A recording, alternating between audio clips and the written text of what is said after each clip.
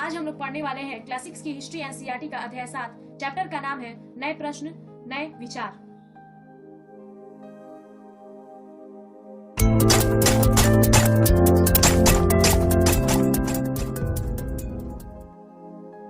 सबसे पहले हम अनघा की कहानी द्वारा इस चैप्टर का कॉन्सेप्ट समझने का प्रयास करते हैं।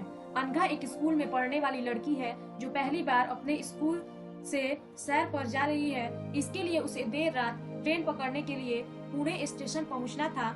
इसीलिए अनघा को छोड़ने स्टेशन पर उसकी माँ भी आई थी। क्योंकि देर रात का समय था इसलिए उसकी माँ भी उसके साथ उसको स्टेशन पर छोड़ने के लिए आई हुई थी। तो उसकी माँ ने अनघा के टीचर से बात की और कहा कि बच्चों को बुद्ध के बारे में बताने के साथ साथ उन्हें सारनाथ दिखाने भी ले जाइएगा। सारनाथ बौद्ध धर्म का एक बहुत ही पवित्र स्थल है। फिर अनघा ट्रेन में बैठ गई और ट्रेन की सफर से पुणे से वाराणसी तक उन्हें सफर करना था। इसीलिए अनघा ट्रेन में बैठी और ट्रेन ने पुणे से वाराणसी तक का सफर तय किया और अनघा इस प्रकार वाराणसी पहुंच गई। तो इस कहानी से हमें पता चला कि इस अध्याय में बुद्ध के जीवन के बारे में अधिक से अधिक जानकारियां इकट्ठी करेंगे और साथ ही साथ बौद्ध धर्म के बारे में भी पढ़ेंगे। आप सभी जानते होंगे कि बौद्ध धर्म की स्थापना गौतम बुद्ध ने की थी। गौतम बुद्ध का जन्म स्थान लुम्बिनी था जो कि नेपाल में है। इनका वर्ण क्षत्रिय और गण शाक्य था। इनका मूल नाम सिद्धार्थ था। जब इन्होंने दीक्षा प्राप्त की तब इनका नाम गौतम बुद्ध पड़ा। माता का नाम महामाया या माया देवी था। इनके पिता सुद्धोधन जी थे तो वही विमाता प्रजापति गौतमी थी जो कि इनकी मौसी थी। देवदत्त और नंदा इनके भाई और बहन थे और इनकी शादी यशोधरा से हुई थी तथा इनके पुत्र का नाम राहुल था। गौतम बुद्ध के गुरु जिनसे इन्हें शिक्षा प्राप्त हुई अलार कलाम जी थे। इनके सारथी का नाम चेना था और कन्यक इनका घोड़ा था। अब जानते हैं कि गौतम बुद्ध को ज्ञान प्राप्ति कब, कहां और कैसे हुई। तो वैशाख पूर्णिमा के दिन बोध गया बिहार में निरंजना नदी के तट पर पीपल के पेड़ के नीचे इन्हें ज्ञान प्राप्ति हुई। इन्होंने अपना पहला उपदेश सारनाथ में दिया और कुशीनगर में 483 ईस्वी पूर्व में इनकी मृत्यु हो गई। जब वे 80 साल के थे तब अविसार के कारण इनकी मृत्यु हुई। विज्ञान के हिसाब से देखें तो उनकी मृत्यु का कारण खाद्य विषाणम की वजह से हुआ। बौद्ध धर्म के 3 रत्न माने गए हैं। पहला है बुद्ध, दूसरा धम्म और तीसरा संघ। बुद्ध के प्रमुख अनुयायी मगध के राजा बिंबिसार थे। बुद्ध के शिष्य को बौद्ध कहा जाता है। जो बुद्ध से शिक्षा प्राप्त करते थे उनको बौद्ध नाम से जाना जाता है। बौद्ध शब्द बुद्ध से ही बना हुआ है। धर्म चक्र परिवर्तन बुद्ध के जीवन से जुड़ा हुआ एक महत्वपूर्ण घटना है। यह घटना महात्मा बुद्ध ने अपने पहला उपदेश सारनाथ में दिया। यह घटना धर्म चक्र परिवर्तन कहलाता है। इस घटना को यादगार बनाने के लिए सम्राट अशोक ने सारनाथ में एक विशाल स्तूप का निर्माण भी करवाया है। तो इस प्रकार धर्म चक्र परिवर्तन इनकी सारनाथ की घटना पे आधारित है। स्तूप भगवान बुद्ध और बौद्ध भिक्षुओं के मरने के बाद उनके शारीरिक अवशेषों पर निर्मित संरचना स्तूप कहलाता है। यानी कि जब भगवान बुद्ध या फिर बौद्ध भिक्षु उनके शिष्य मरने के बाद जब वे मर जाते थे तो उनके शरीर के अवशेषों को दफनाकर उसके ऊपर एक स्तूप बनवाया जाता था। ऐसा ही स्तूप सारनाथ, नालंदा, सांची आदि जगह पर स्थित है। बुद्ध के मरने के बाद उनके अस्थियों को 8 जगह पर स्थापित करके ऐसा ही एक स्तूप बनाया गया है। तो आप स्तूप का मतलब अच्छी तरह से समझ पा रहे होंगे। बुद्ध को अविसार, तो हमने पहले जाना कि 483 ईस्वी पूर्व में 80 साल की उम्र में बुद्ध को अविसार हो गया था जिसके कारण उनकी मृत्यु हो गई। यह अविसार तुर्ज नामक सेठ द्वारा बुद्ध को आसव का मांस यानी कि आसव यानी होता है कि सुअर का मांस खिला देने से बुद्ध को अविसार हो गया। बुद्ध के सिद्धांतों को आर्य चतुष्टय नाम से जाना जाता है। बुद्ध के 4 सिद्धांत थे। पहला दुख, जन्म, मृत्यु, रोग, मनपसंद वस्तु की प्राप्ति ना होना। बुद्ध के अनुसार जन्म लेना, मृत्यु होना, रोग होना या फिर मनपसंद वस्तु की प्राप्ति यानी कि जो इच्छा हो वो हमें प्राप्त ना हो, तो ये सभी जीवन के दुख हैं।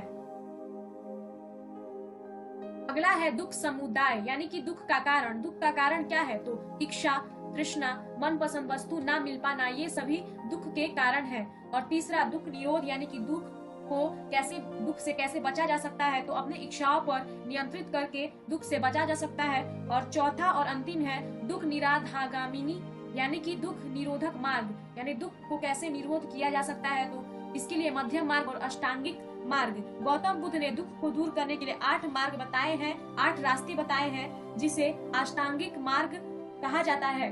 दुख निवारण के 8 मार्ग। तो सबसे पहला है सम्यक दृष्टि, यानी कि हमारी दृष्टि शुद्ध होनी चाहिए। सत्य असत्य, पाप पुण्य, अच्छा बुरा आदि को अच्छी तरह से समझना होगा। दूसरा है सम्यक संकल्प, इच्छा और हिंसा से मुक्त विचार, यानी कि हमें हिंसा नहीं करनी चाहिए, किसी जीव जंतुओं को नहीं मारना चाहिए और इससे अपनी इच्छाओं से मुक्त करना चाहिए। इन सभी को सम्यक संकल्प कहा जाता है। तो हमने 2 मार्ग देखे, सम्यक दृष्टि और सम्यक संकल्प। तीसरा मार्ग है सम्यक वाणी, यानी अपनी वाणी बोल चाल में मानव को विनम्र होना चाहिए, नम्रता पूर्वक दूसरे से वार्तालाप करनी चाहिए, कटु बातें नहीं बोलनी चाहिए। आगे है सम्यक कर्म, व्यक्ति को अपने जीवन में अच्छे व सही कार्य करने चाहिए, गलत कार्य नहीं करना चाहिए, जो भी करे वो सही कार्य करना चाहिए। जैसे कि अगर कोई रास्ता क्रॉस कर रहा हो, तो कोई बूढ़ा व्यक्ति रास्ता क्रॉस करने में असमर्थ हो तो उसे रास्ता क्रॉस करवा देना चाहिए, यह भी एक सही प्रकार का कर्म है। पांचवा है सम्यक आजीव, जीवन यापन हेतु सही साधनों का प्रयोग करना चाहिए, यानी कि हमें जीवन गलत साधनों से नहीं यापन करना चाहिए, झूठ और गलत तरीकों से पैसे नहीं कमाना चाहिए, चोरी करके पैसे नहीं कमाना चाहिए, हमें जीवन यापन हेतु सही साधन का प्रयोग करना चाहिए। छठा है सम्यक व्यायाम, सही तथा ज्ञान मुक्त मन से बुरी भावनाओं को दूर रखने का प्रयास। तो हमें ज्ञान मुक्त मन से, ज्ञान युक्त मन से बुरी भावनाओं को अपने आप से दूर करना चाहिए, इसका रास्ता है सम्यक व्यायाम करना। तो ज्ञान हमने पांचवा और छठा देखा कि सम्यक आजीव और सम्यक व्यायाम। सम्यक आजीव यानी कि गलत चीजों से धन नहीं कमाना चाहिए, और सम्यक व्यायाम यानी कि सही व्यायाम।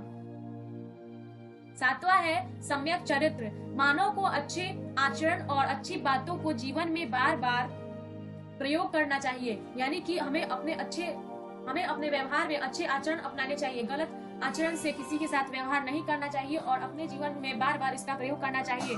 आठवां और अंतिम है सम्यक समाधि, किसी विषय पर एकाग्र होकर विचार विमर्श करना, यानी कि किसी भी चीज में एकाग्रता के साथ कंसंट्रेट होकर किसी भी चीज पर विचार विमर्श करना चाहिए, किसी भी चीज के बारे में सोचना चाहिए। बुद्ध के जीवन के प्रतीक चिन्ह, बुद्ध के जीवन के कुछ चिन्हों को प्रतीक चिन्ह माने जाते हैं जिनका संबंध कुछ बुद्ध के जीवन से है। तो सबसे पहला कमल सांड, इसका संबंध गर्भ में आने का प्रतीक। दूसरा है घोड़ा, इसका संबंध गृह त्याग, यानी बुद्ध ने जब गृह का त्याग किया, इसका चिन्ह है घोड़ा। तीसरा है बोधि वृक्ष, जब बुद्ध ने ज्ञान प्राप्ति की तो इसका चिन्ह है बोधि वृक्ष। और चौथा है निर्वाण पद चिन्ह, और अंतिम है स्तूप मृत्यु, क्योंकि हमने पहले पढ़ा कि मृत्यु के बाद उनके अवशेषों पर स्तूप बनाया गया था। गौतम बुद्ध का सबसे प्रिय शिष्य आनंद था। बौद्ध धर्म अपनाने वाली सबसे पहली बुद्ध की माता प्रजापति गौतमी थी। बौद्ध धर्म की शाखाएं, बुद्ध की मृत्यु के बाद बौद्ध धर्म को 2 भागों में बांट दिया गया, जिसे बौद्ध धर्म की शाखाएं माना जाता है। पहला हीनयान, दूसरा महायान, जिसके सर्वाधिक अनुयायी थे। इन दोनों शाखाओं के बारे में हम अगले चैप्टर में विशेष रूप से पढ़ेंगे। बुद्ध की मूर्तियां, इनकी मूर्तियां, बुद्ध की कोई भी मूर्ति को बनाने की एक शैली होती है, उसी प्रकार बुद्ध की मूर्तियां जो है वो मथुरा शैली और गांधार शैली में बनाई गई है। अलग अलग शैलियों के बारे में भी हम अगले चैप्टर में पढ़ेंगे। और बुद्ध की सबसे ऊंची खड़ी मूर्ति अफगानिस्तान के बनियान में है, जिसे तालिबान के आतंकवादियों ने खंडित कर दिया है। उपनिषद, इसका शाब्दिक अर्थ है गुरु के समीप बैठना, यानी कि उपनिषद उत्तर वैदिक ग्रंथों का हिस्सा था। उपनिषद का अर्थ है कि गुरु के समीप बैठकर ज्ञान प्राप्त करना। तो उत्तर वैदिक ग्रंथों में उपनिषद एक महत्वपूर्ण हिस्सा है। उपनिषदों में कठिन विषयों पे चर्चा मिलती है, जैसे कि आत्मा, परमात्मा, ब्रह्म आदि पे चर्चा मिलती है। ये विचार सामान्य ये विचार सामान्य वार्तालाप के रूप में प्रस्तुत किए गए हैं। वार्तालाप यानी कन्वर्सेशन। उपनिषद में कई गुरु तथा शिष्यों के बीच में वार्तालाप दिए गए हैं। तो इसी प्रकार उपनिषद का अर्थ है कि गुरु के समीप बैठकर ज्ञान प्राप्ति करना। जैन धर्म, तो जैन धर्म के संस्थापक, अभी तक हमने बौद्ध धर्म के बारे में पढ़ा, तो अगला जो सबसे प्रमुख धर्म है, उसी टाइम बौद्ध धर्म के समय ही जैन धर्म का भी विकास हो रहा था। तो इसके संस्थापक जो थे वे ऋषभ देव जी थे। तीर्थकारों की संख्या 24 थी। 23वें तीर्थकार पार्श्वनाथ का जन्म स्थल काशी, पार्श्वनाथ के पिता अश्वसेन, और 24वें और अंतिम तीर्थकार महावीर स्वामी, जो कि जैन धर्म के बहुत ही प्रमुख तीर्थकर थे, जिनके बारे में हम आगे पढ़ेंगे। तीर्थकर, धर्म का प्रचार करते हुए दूसरे को रास्ता बताने वाला, यानी कि हमने इसके पहले वाले स्लाइड में पढ़ा कि जैन धर्म के 24वें तीर्थकर महावीर स्वामी जी थे। लेकिन तीर्थकर होता क्या है? तो धर्म का प्रचार करके दूसरे को जो रास्ता दिखाते हैं, इस प्रकार के लोगों को तीर्थकर कहा जाता है। जैन शब्द जिन शब्द से निकला है, जिसका अर्थ है विजेता, यानी कि जीतने वाला। जैन धर्म के अनुयायियों को जैन कहते हैं। हमने पहले जाना कि बौद्ध धर्म के अनुयायियों को बौद्ध कहते हैं, उसी प्रकार जैन धर्म के अनुयायियों को जैन कहते हैं। महावीर स्वामी, हमने पहले जाना कि जैन धर्म के 24वें तीर्थकर महावीर स्वामी जी थे। तो इनका जन्म 540 ईस्वी पूर्व हुआ। जन्म स्थल कुंडग्राम, जो कि वैशाली में स्थित है। मृत्यु 468 ईस्वी पूर्व, 72 वर्ष यानी कि 72 साल की उम्र में उनकी मृत्यु हुई। इनका मूल नाम वर्धमान या नंदीवर्धन था और ज्ञान प्राप्ति के बाद इनका नाम महावीर स्वामी पड़ गया। मृत्यु स्थल यावापुरी, राजा सस्तीपाल का राजभवन, यानी कि जब वे राजा सस्तीपाल के राजभवन में थे तब उनकी मृत्यु हुई। इनके पिता सिद्धार्थ जी थे, वही माता त्रिशाला पत्नी, और इनकी शादी जो थी वो यशोदा से हुई थी। बेटी आजूर्ण प्रिय राशिनी, दामाद जमाली, इनके प्रथम शिष्य जिन्होंने पहली बार इनसे ज्ञान प्राप्त किया, वो इनके दामाद ही थे, यानी कि जमाली। ज्ञान प्राप्ति साल वृक्ष के किनारे। जैन धर्म के 5 महाव्रत। पहला सत्य। जैन धर्म के 5 महाव्रत हैं, जिसमें से पहला है सत्य, दूसरा है अहिंसा, यानी कि किसी भी जीव को हिंसक प्रवृत्ति नहीं अपनाना, किसी भी जीव को नहीं मारना। तीसरा है उपरिग्रह, अत्यधिक धन जमा करके नहीं रखना। चौथा असेत्या, चोरी नहीं करना। पांचवा ब्रह्मचर्य और ब्रह्मचर्य का पालन करना। जैन धर्म के 3 रत्न। सम्यक दर्शन, यानी कि सम्यक श्रद्धा। आत्मा, सम्यक दर्शन का अर्थ है आत्मा सभी जीवधारियों के शरीर में निवास करती है, इसीलिए सभी प्राणियों को अपने समान समझना चाहिए, यानी कि सम्यक दर्शन जैन धर्म का पहला रत्न है, सबसे महत्वपूर्ण रत्न है कि आत्मा जो है वे सभी जीवधारी के शरीर में होती है, इसलिए हमें सभी जीवधारियों का, सभी प्राणियों का सम्मान करना चाहिए, किसी को भी अपने से छोटा या बड़ा नहीं समझना चाहिए। दूसरा है सम्यक ज्ञान। सम्यक दर्शन में सम्यक ज्ञान की प्राप्ति होती है और मनुष्य को अज्ञानता, क्रोध, लोभ, मोह आदि से छुटकारा मिल जाता है, यानी कि सम्यक दर्शन से ही सम्यक ज्ञान मिलता है और मनुष्य अज्ञानी नहीं रहता, क्रोध नहीं करता, लोभी नहीं होता और मोह भी नहीं होता, और इन सभी चीजों से छुटकारा मिलता है। तीसरा है सम्यक चरित्र, सम्यक आचरण। इसका अर्थ अच्छा आचरण और अच्छा व्यवहार से है। जिस प्रकार बौद्ध धर्म में भी अच्छा आचरण को माना गया है, उसी प्रकार जैन धर्म में भी अच्छा आचरण और अच्छा व्यवहार ही महत्वपूर्ण है। अपने विचार और बोली पर नियंत्रण रखने से सुंदर चरित्र की प्राप्ति होती है, यानी कि हम जो बोलते हैं हमें उस पर नियंत्रण रखना चाहिए। जैन धर्म के भाग।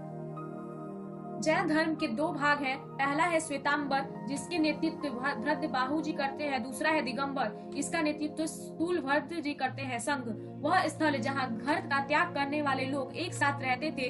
संघ में रहने वाले लोग भिक्खु भिक्षुणी के लिए बनाए गए नियम विनय पिटक नामक ग्रंथ से मिलते हैं, यानी एक ग्रंथ है विनय पिटक, जिसमें भिक्खु भिक्षुणी के लिए बनाए गए नियम लिखे गए हैं। यहाँ रहने वाले लोग सादा जीवन बिताते थे, शहरों तथा गांवों में जाकर भिक्षा मांगते थे, यानी कि जो संघ में रहने वाले लोग थे वे विभिन्न शहरों, विभिन्न गांवों में जाकर भिक्षा मांगने का कार्य करते थे, और ये दोनों ही बौद्ध तथा जैन धर्म के अनुयायी संघ में रहा करते थे। विहार, बौद्ध तथा जैन धर्म के अनुयायियों के लिए रहने का स्थान आरंभ में विहार लकड़ी के बने होते थे, यानी कि विहार क्या है, तो बौद्ध तथा जैन धर्म के लिए जो स्थान बनाए गए थे उनको विहार के नाम से जाना जाता है, और विहार लकड़ी के और बाद में ईंट के बनाए जाने लगे थे। पूरे नोट्स के पीडीएफ का लिंक हमने डिस्क्रिप्शन बॉक्स में दे रखा है, आप वहां से डाउनलोड कर सकते हैं। इसी के साथ वीडियो को एंड करते हैं। जल्दी से सब्सक्राइब करो और बेल आइकन पे क्लिक करो।